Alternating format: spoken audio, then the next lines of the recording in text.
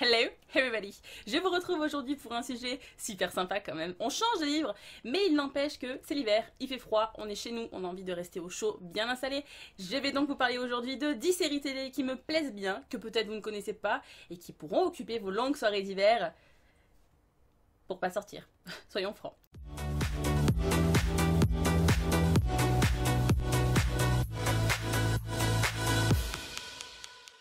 Alors, tout d'abord, je vais vous parler d'une série télé qui, au jour où je vous parle, un seul épisode est paru. Il s'agit de Recovery Road.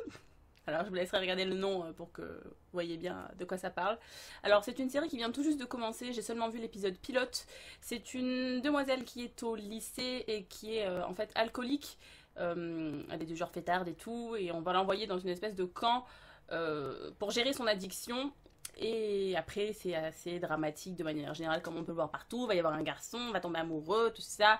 Mais le premier épisode était hyper intéressant. Je pense que le sujet peut changer de ce que je regarde d'habitude. Et donc, je vous recommande, format 40 minutes, je crois, mais les tenues sont sympas, il y a de la bonne musique et le sujet est fun. Donc, tentez votre chance. Ensuite, une deuxième série, mais par contre celle-là elle est approuvée, j'ai déjà vu les 4 saisons, je suis comme ça à attendre que le prochain épisode sorte le mois prochain. Il s'agit de la série Baby Daddy, qui est donc une série comique sous format de 20 minutes avec, je ne sais pas si ça vous parle, mais dans Kyle XY, il y avait un petit frère. Et ben c'est lui le personnage principal de cette histoire. En fait, c'est Ben qui est un barman new-yorkais qui a l'habitude de draguer les filles, de pas s'attacher et tout. Et en fait, un jour, il va ouvrir sa porte et puis il y aura un bébé. Et c'est le sien. Et sa maman l'a laissé pour qu'il s'en occupe. Et donc, entre ses deux colocataires et lui, ils vont devoir s'occuper de ce bébé. Premier colocataire, son grand frère, Danny, hockeyeur professionnel complètement con. Et deuxième colocataire, Tucker, qui travaille dans les médias et qui a la langue assez bien pendue. On a aussi la meilleure amie, la mère, des situations complètement déjantées dans un New York assez citadin, on va dire. Du coup, beaucoup de scènes hilarantes, un petit triangle amoureux, mais qui ne prend pas la grosse part de l'intrigue. Vous pouvez lancer les épisodes n'importe quand, il n'y a pas besoin de suivre pour apprécier, on se marre énormément, donc je vous recommande chaudement. Ensuite, troisième série, série comique aussi, parce que c'est quand même ce que je regarde le plus. Je vais vous parler de Brooklyn Nine-Nine, et qui colle parfaitement avec le scotch ici présent. Il s'agit d'une série policière, mais comique, parce que moi, les experts, tout ça, vous êtes gentils, je mets ça au rebut.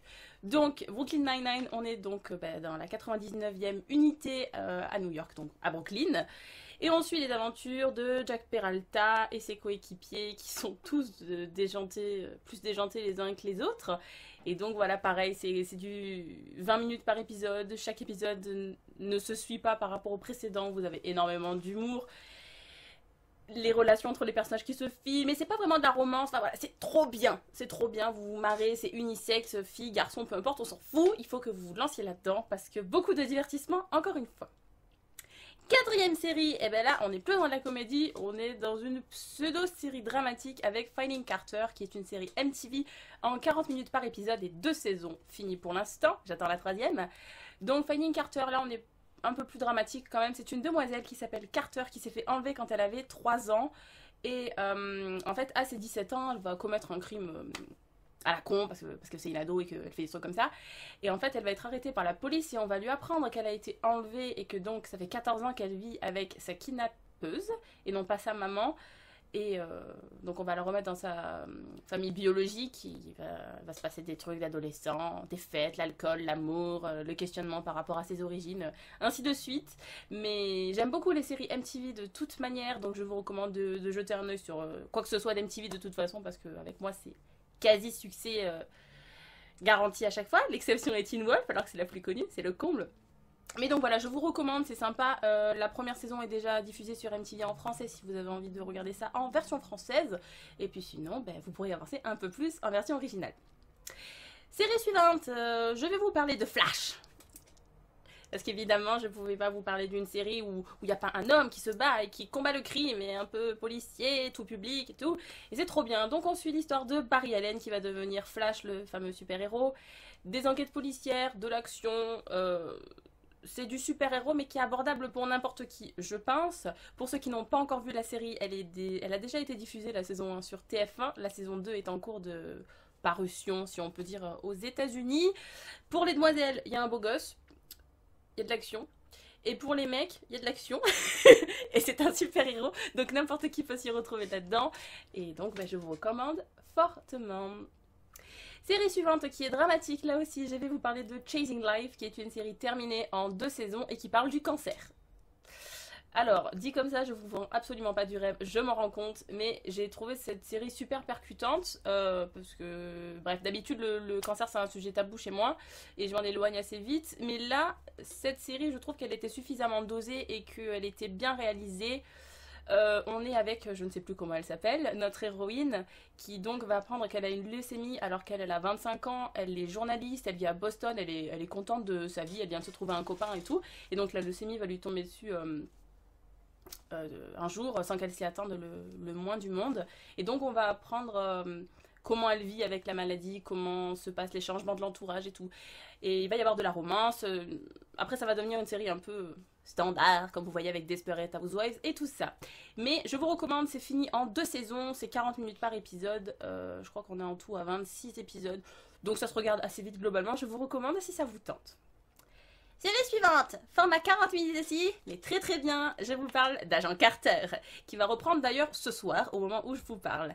Donc la première saison fait 9 épisodes, et c'est une espèce de crossover par rapport à Avengers, si je me souviens bien, et j'aime beaucoup. Déjà, un peu dans l'histoire, il y a Tony Stark, alors on se marre bien, on est dans un cadre historique, ça se passe aux États-Unis.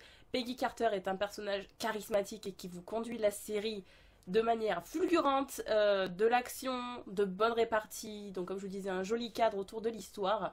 Il y a donc 9 épisodes seulement, donc franchement, qu'est-ce que vous ratez? Allez le regarder, c'est trop bien, ça vous occupera, ça vous fera un petit break entre différentes séries si vous attendez qu'elles reprennent sous peu. Voilà, voilà, série suivante, on repart sur de la comédie.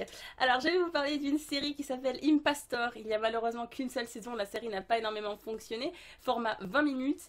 Et donc on est dans l'histoire d'un escroc, je ne me rappelle plus son nom là aussi. Et en fait, suite à un quiproquo, il va se retrouver à prendre l'identité d'un prêtre homosexuel dans un tout petit village des États-Unis qui est hyper croyant. Et là aussi, on se marre tellement. Vous voyez le curé qui se retrouve à pas connaître des sermons. Il doit tout découvrir de la vie religieuse parce que il n'est pas croyant pour un sou. Il va faire n'importe quoi avec les vieilles dames de la ville. Il n'y a que des vieillards campagnards dans son patelin, donc il est obligé de s'adapter avec les jeux d'argent, l'alcoolisme, tout ça. Franchement, c'est hilarant. Et pour ceux qui sont donc fans de séries télé, le personnage principal est Lex Luthor de Smallville. Et rien que de le voir avec des cheveux, je vous avoue qu'au début, c'est assez perturbant. Ensuite, on change encore de registre, on repart sur de la comédie dramatique sous format 40 minutes. Je vais vous parler de Devious Maids. Série très connue, je vous l'accorde, 3 saisons finies, on attend la 4e, dans la même veine que Desperate Housewives, mais version sud-américaine, avec donc des femmes de ménage, 4 femmes de ménage, avec leur patron complètement riche, on a des drames, on a des problèmes de meurtre, mais c'est un truc qui passe tout seul, pour ma part. Je la regardais en coloriant en version française. Vous savez que c'est complètement bête, vous savez ce qui va venir, mais vous pouvez pas vous empêcher de vous sentir impliqué par la vie de ces femmes, et de savoir qu'est-ce qui va se passer prochainement dans leur vie dramatique. Et ensuite, la dernière, mais pas des moindres, série qui vient tout juste de commencer. L'épisode 2 vient seulement de sortir au moment où je vous parle. Chaîne livresque obligatoire, je vous parle de Shadowhunters, donc l'adaptation de La Cité des Ténèbres par Cassandra Clare, édité chez Pocket Jeunesse, si je ne me trompe pas. Donc on est dans le New York d'aujourd'hui avec une demoiselle qui s'appelle Clary, qui vient d'avoir ses 16 ans, et qui va voir apparaître des créatures assez bizarres dans sa vie et découvrir plein de choses surnaturelles. Je ne vous parle pas de l'univers, si vous n'avez pas encore lu les livres déjà, shame on you, il faut les lire. Mais bon voilà, le speech est assez énigmatique. Je vous laisse regarder le premier épisode pour que ça vous plaise. Il y a des jeunes gens, de l'action, du fantastique. Je n'ai pas d'autres arguments à vous donner, ça devrait déjà vous intriguer. Voilà, voilà, c'est tout pour cette vidéo. Si vous avez aimé, n'hésitez pas à me mettre un pouce vers le haut. Mettez-moi des commentaires en me disant si vous avez vu ces séries, si vous avez envie de voir ces séries. Et si vous avez d'autres séries complètement cultes dont vous avez envie de me parler. En attendant, abonne-toi et on se voit bientôt. Ciao! Et je vais vous parler d'une série de mangas et de 6 différents romans. Le premier manga dont je vais vous parler, c'est le manga Last Game par Shinobu Amano.